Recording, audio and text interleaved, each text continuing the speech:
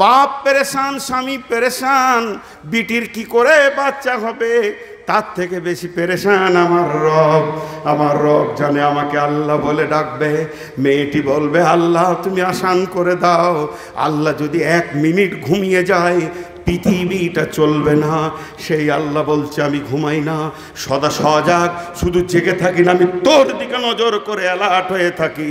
আমি দেখে নিয়েছি সারাদিন জুয়োতে, তাসে, মদে, মাগিতে, বেইমানিতে তুই নিজের জীবন কাটিয়েছিস। এখন গভীর রাত হয়ে গেছে, কেউ নাই, আল্লাহ নিজে আজান দেয়। আল্লাহর আজান হাইয়া আলাস সালাহ হাইয়া আলাল ফালাহ নয়, আল্লাহর আজান ডাইরেক্ট গোলাম ওঠ ওঠ, ঘুমাসনি, আমি তোর রব, তোর গুনাহকে মাফ করার জন্য তোর দরজায় দাঁড়িয়েছি। খালি একবার উঠে বল রব্বানা ফাগফির লানা যুনুবানা। তুই কানার ভান কর, তোর অন্তরের মালিক কোনো ফেরেশতা নয়, কোনো ফেরিস্তা আলিমুম বিজাতি সুদূর নয়। ও কাজ দেখবে, তারপরে বুঝবে যে এই গুনাহটা করেছে। তুই যে ভান করে কাঁদছিস, এটা ফেরিস্তার দেখার ক্ষমতা নাই, তোর চোখের পানিটা লেখবে যে কেঁদেছিল। তুই একবার বল, বিশ্ব নবী বলছেন রাজুলুন যাকারাল্লাহ ফাফাজাত আইনাহু, ওই ব্যক্তি গভীর রাত্রিতে লেপটা পায়ে ঠেলে ফেলে দিল, উজু করে 2 রাকাত নামাজ পড়ে চোখের পানিতে বলল রব্বানা, আল্লাহ তুমি আমার কাছে এসেছো আমার গুনাহ মাফের জন্যে। তিনি কত বড় রব, তিনার ক্ষমতা কত বড়। তিনি জাহান্নামীদেরকে জান্নাতে দিয়ে জান্নাতীদেরকে জাহান্নামে দিলে কার বাবার ক্ষমতা নাই। কেন শব্দ ব্যবহার করি, এত বড় ক্ষমতা রাখে সেই মাবুদ আপনার আমার দরজায় রাত্রি 12টায় উঠে বলে গোলাম একবার বল খালি রব্বানা ফাগফির লানা যুনুবানা, আমি রব তোর গুনাহকে মাফ করার জন্য দাঁড়িয়ে আছি। হতভাগা চিনে না গোলামি করব কার, পরিচয় কি? পরিচয় শুধু ফতোয়া নিয়ে টানাটানি নয়, পরিচয় হচ্ছে গোলাম হয়ে আল্লাহর কাছে গোলামিত্বের শিকার দেওয়া। এই পরিচয় আগে তৈরি করি, তারপরে আমরা দাঁড়াবো অন্য প্ল্যাটফর্মে গিয়ে, হে মাবুদ আমাদের পরিচয় আমরা তোমার গোলাম। সকলে একবার জোরে আমার কথাটার উত্তর দিবেন। যদি আপনারা আল্লাহ প্রেমিক হন, যদি আল্লাহকে ভালোবাসেন, আল্লাহর প্রেমের অ্যালবামে যদি আপনার নামটা লিখতে চান, একবার দয়া করে জোরে বলবেন, আমার কথাটা বুঝে উত্তর দিবেন, হে মাবুদ, হে আল্লাহ, হে আল্লাহ তুমি যদি 70 বার আমাদের মুখে লাত মেরে তোমার দরজা থেকে ফিরিয়ে দাও, তবু তুমি আমাদের মাবুদ, আমরা তোমার গোলাম। পৃথিবীতে পাপ করে আকাশ চুম্বি করে দিয়েছি, আমাদের পাপ এত কোনো পাহাড় অত উঁচু হতে পারবে না, তারপরেও তোমার দয়া রহমতের সমুদ্র এত অটল, এগুলো হরভর করে ডুবে চলে যাবে। মাবুদ তুমি দয়ার নজরে তাকাও, মাবুদ আমাদেরকে ক্ষমা করে দাও, মাবুদ তুমি আমাদেরকে তোমার দরজা থেকে ফিরিয়ে দেবে আমার বিশ্বাস নাই, কারণ এ শেফত তোমার মধ্যেই নাই।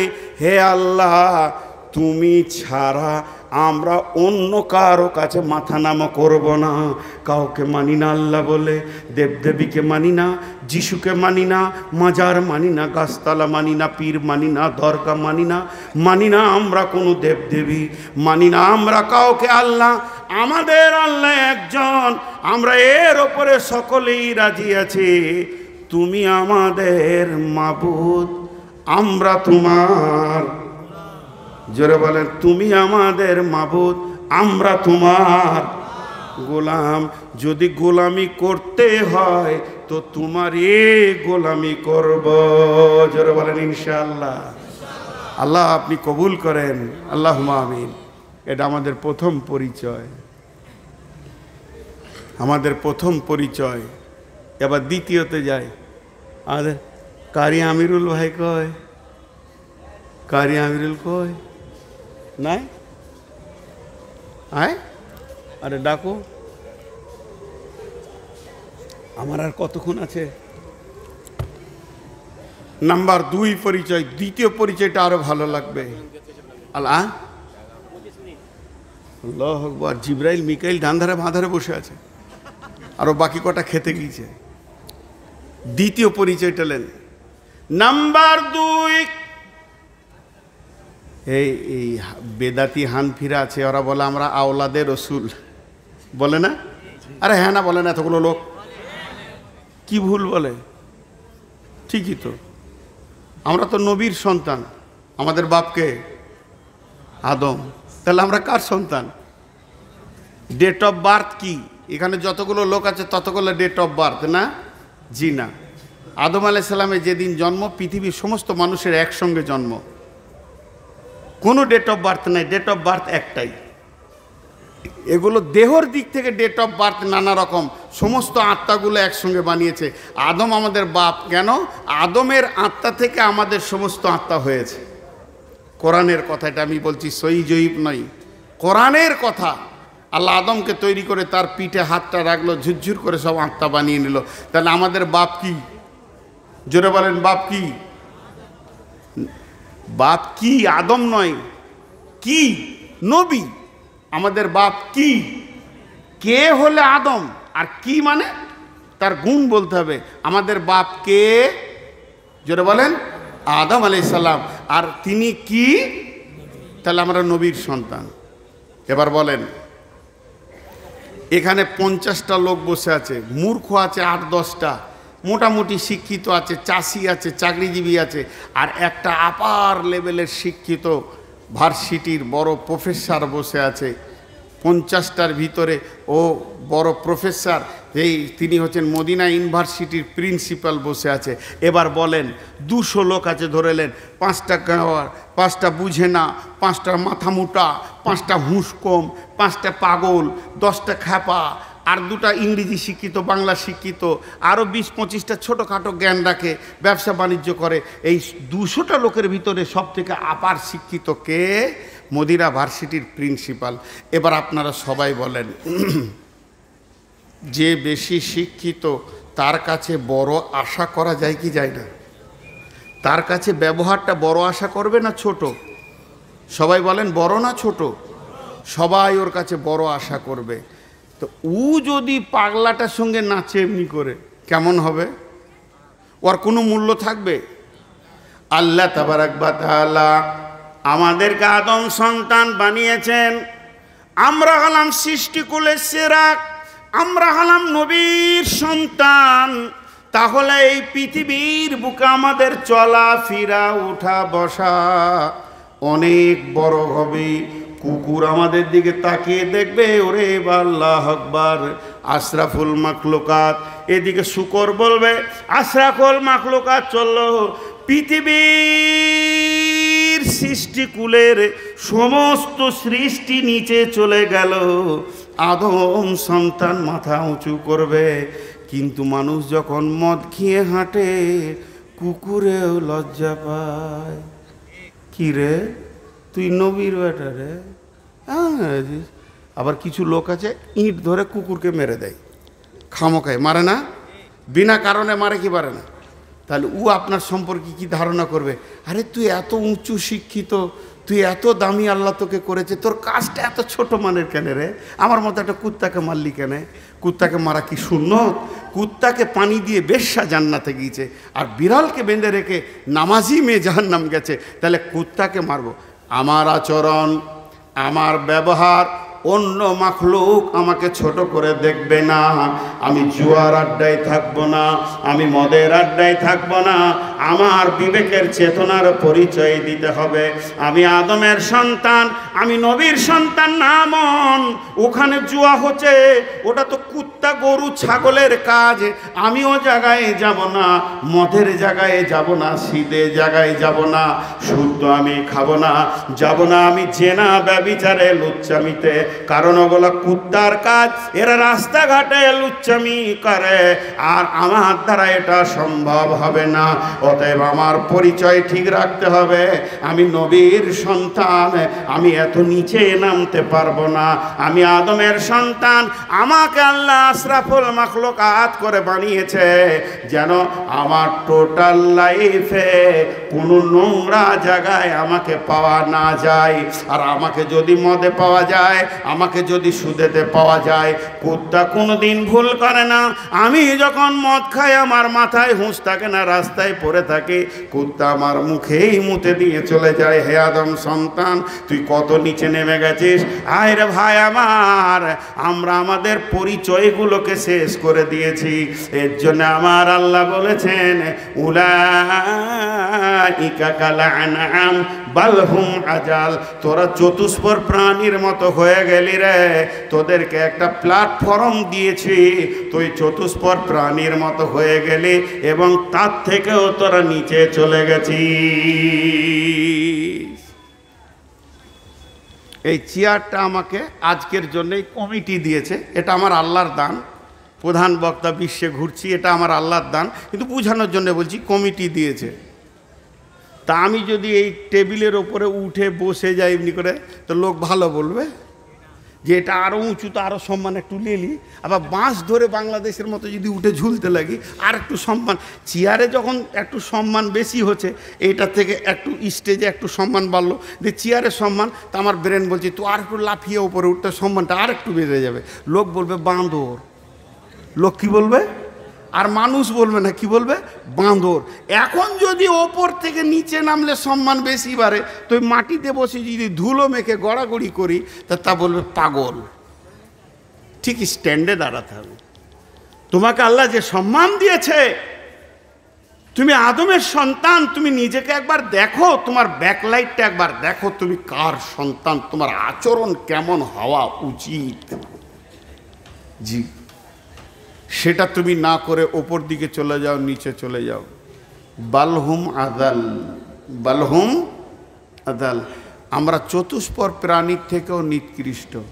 ইন্না লিল্লাহি ওয়া ইন্না ইলাইহি রাজিউন। কত নিচে চলে গেছে। কেন গো? 4টা কারণ বের করেছেন দার্শনিকেরা। 4টা কারণ। মানুষ চতুষ্পদ প্রাণীর থেকে খারাপ, তার কয়টা কারণ? 4টা। সারা পৃথিবীর যত প্রাণী আছে তারা এক আল্লাহর হুকুম ছাড়া কাউকে মানে না।